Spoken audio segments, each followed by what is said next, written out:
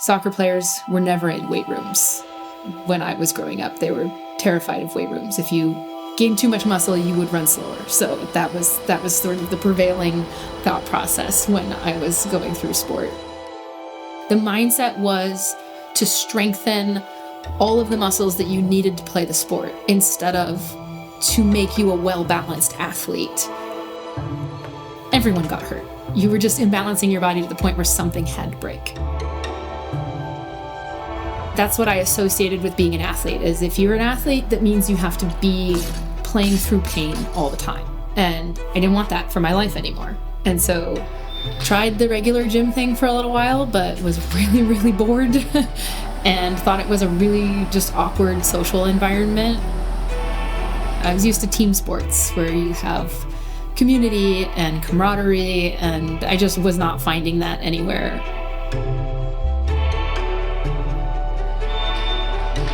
And so eventually I walked into a CrossFit gym, and those were my people. that was sort of everything that I was used to in an athletic space. Within my first year of CrossFit, all my injuries just sort of faded away. I balanced my body out after years of sport-specific training, and I was fitter and stronger than I'd ever been.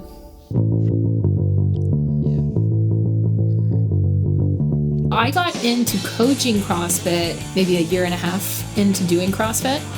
I was worried that competing in CrossFit and coaching in CrossFit, that I would burn myself out making CrossFit basically my whole life.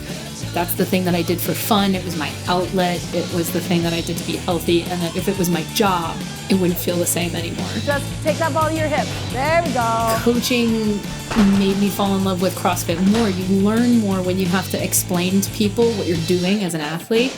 I had to figure out how to break things down and how things worked, and it made me a better athlete. And then it also was super rewarding to be able to help other people walk the path that I walked.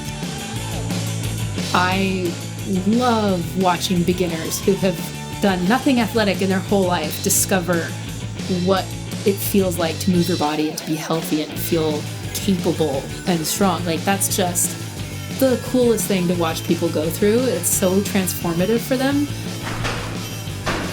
Being an athlete, you make small adjustments or even big adjustments, and it gives you this much. In our members, I make this much adjustment, and it gives them a life-changing experience. If you can get them to sleep a little bit better, eat a little bit more, learn how to recover, move a little bit better, it changes their world. It gave me another reason to love what I was doing, that it wasn't just benefiting me, it was benefiting everybody that I was around. And then lunge back, and then curtsy. Just to warm up, you don't have to break anything to do this. Don't go too far if you're not feeling it yet. If you look at CrossFit, sometimes it can look intimidating. You need a med ball and a kettlebell. If someone is not there yet, if they haven't worked out in 5 years, if they have injuries and they're hurting and they're scared of moving their bodies, it's not necessarily that they don't trust the coach or the program. They don't trust themselves to move their body in a safe way. And it's our job to make a safe space for them to learn to trust their body again. If you choose option 1 today, we are conditioning on the machines There's an option every single day outside of the main workout to do a recovery flow. Who's going to option 2? Raise your hand. People come into class and they check in.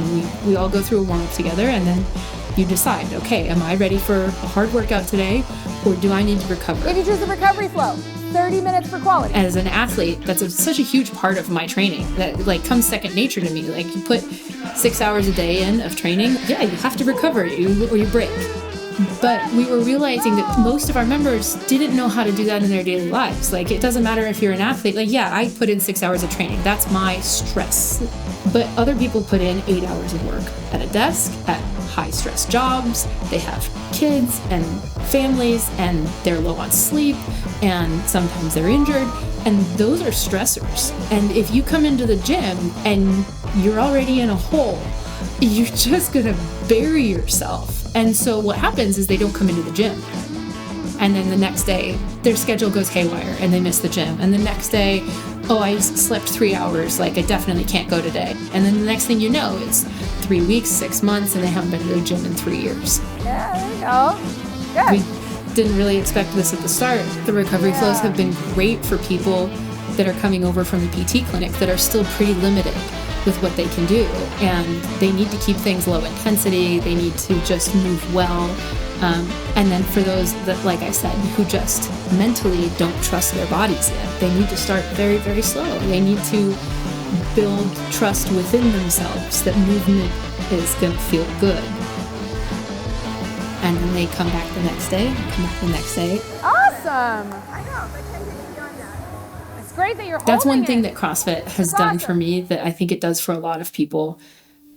It teaches you how much more capable you are than you would ever have believed of yourself. 10 seconds. It's all the time, whether it's like I, wrestled with my granddaughter, I carried my suitcases across the airport, I, took grocery bags up the stairs.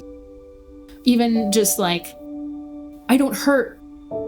So many people think pain is like a normal part of just aging. You get older and pain happens and you just have to accept that. You get people out of pain and they're like, oh my God, I didn't know life could not be painful. And it's awesome.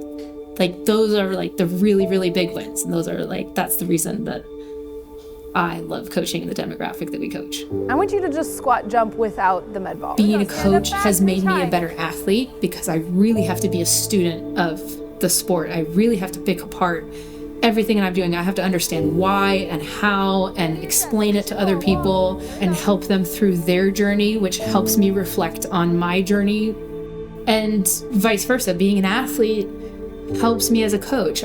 I live my life on the edges of human optimization, right? Like I'm always looking for that 1%, which means the arsenal of things in my toolkit is immense. Like there's a million things that I do to optimize my performance as an athlete. And no, the regular person is never going to do even a fraction of those things. But if one of those things can help somebody, then I'm doing my job. And if I have so many things available to teach them, then it's my job to find the one, maybe two things that's going to make their life better.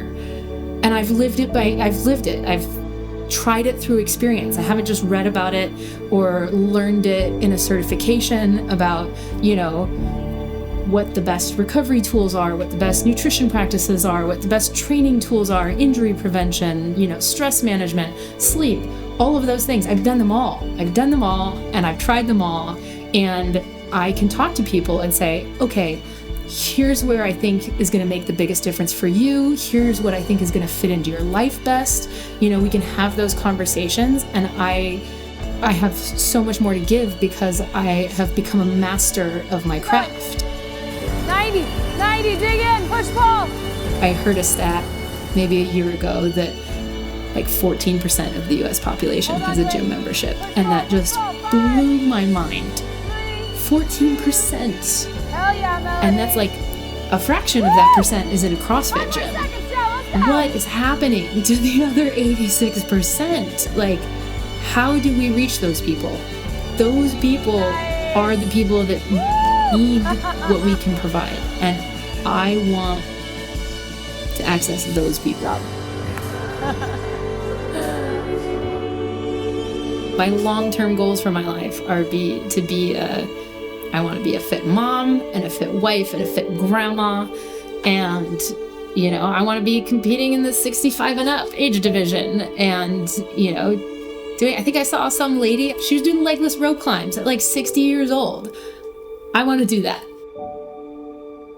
And yeah, coaching is a calling for me. That's my career. That's what I do. It's who I am. And I will do this forever.